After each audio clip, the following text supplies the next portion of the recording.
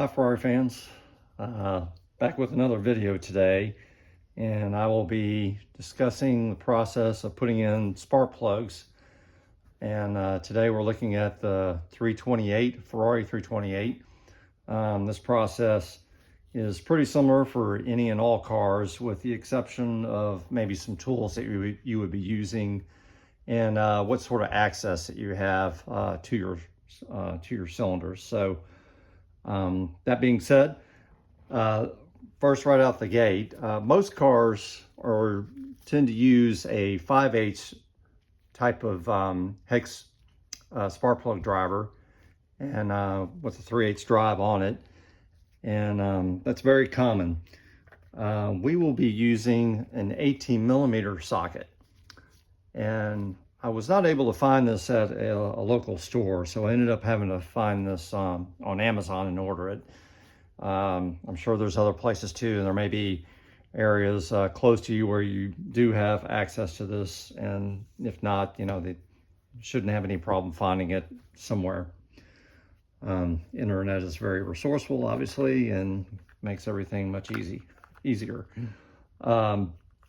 And the reason why we're using the 18mm is that we're going to be installing the NGK Iridium spark plugs.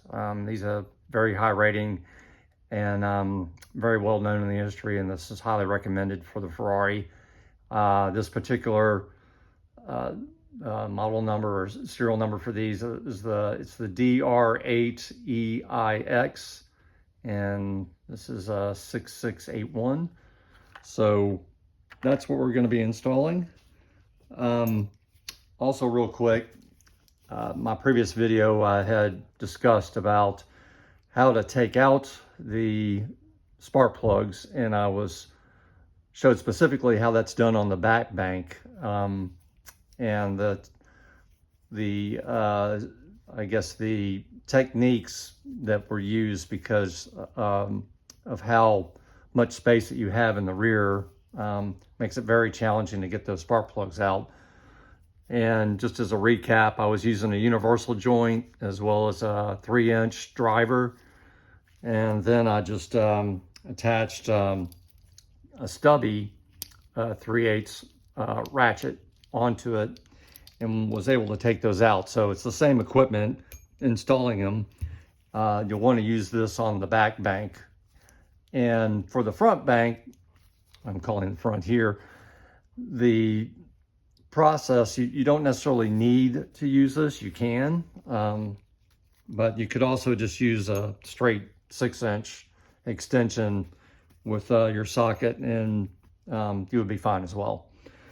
So I will also just let you know that one thing we're going to also use is this anti-seize. This one happens to be from Champion.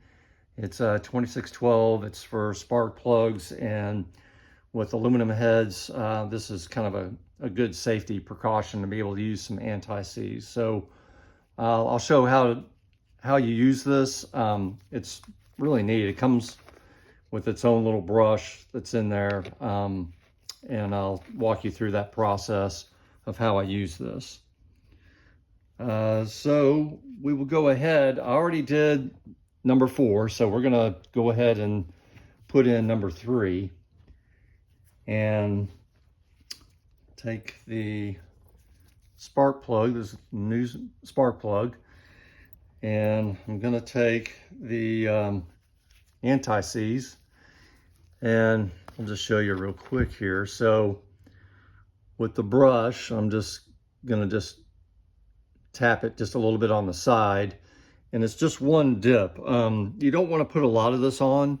You just, with the one dip that you've done, you just want to lightly coat it around, and you don't need to go back for more. You can just lightly run this across the threads, and just fill it in real nice. The other thing I meant to mention too is the Iridium spark plugs. NGK, you don't have to do any sort of adjustment to the gap at all, and that's pretty common today, that gapping or adjustment of the gap is not needed with most spark plugs. So now that we've got that on, then we'll go ahead and take our socket and we'll drop it in.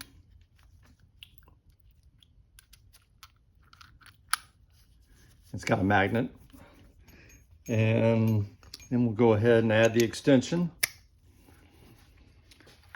And I like to first, before I put the ratchet on, go ahead and seat the spark plug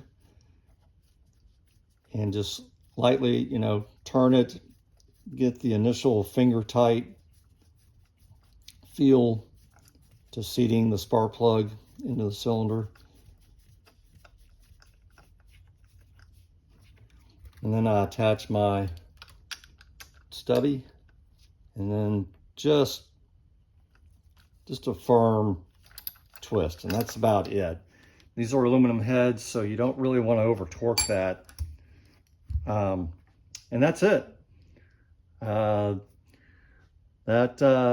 We'll do that same process for all these, and as I mentioned before, we'll repeat that process on that back bank there with using the universal joint, and we'll get this this part of the job completed.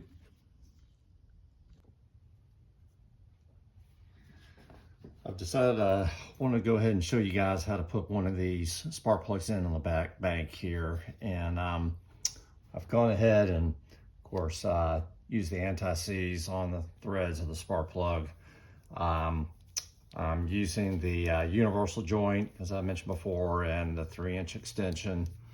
And what I do, you have to be careful not to just drop it down in and you know, effectively damage the end of the spark plug, affecting the gap.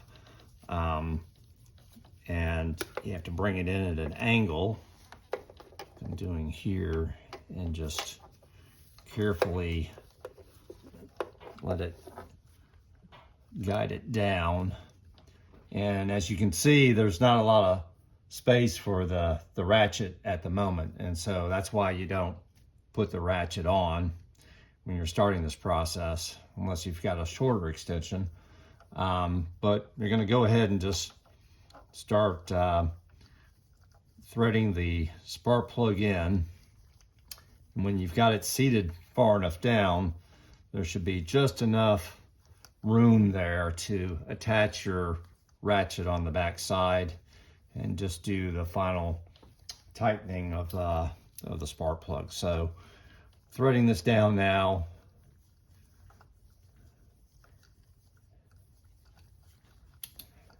Should be using both hands. Ah, there it is. Okay, it's tightened. Just want to make sure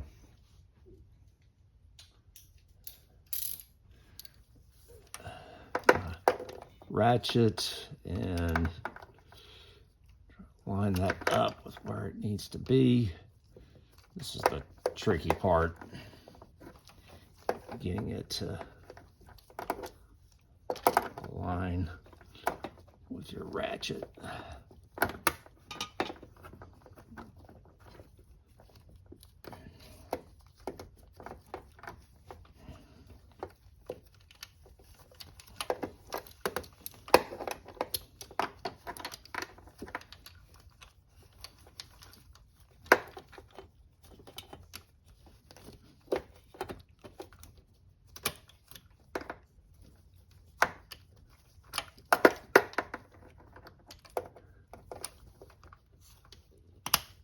Okay, got it on. Just have to work it around a bit. And then I'm just doing the final torque, and not too tight. Remove the ratchet. The extension came off, that's okay. Grab it.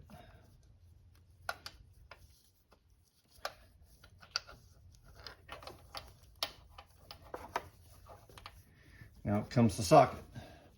And that's all there is to it.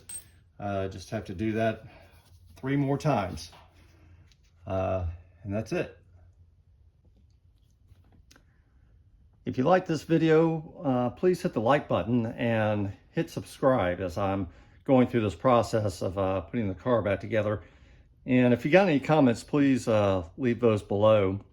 Maybe you've used different types of techniques or other types of spark plugs, but would like to just learn what else people are doing out there. So hope everybody has a great day, and we'll be back with more.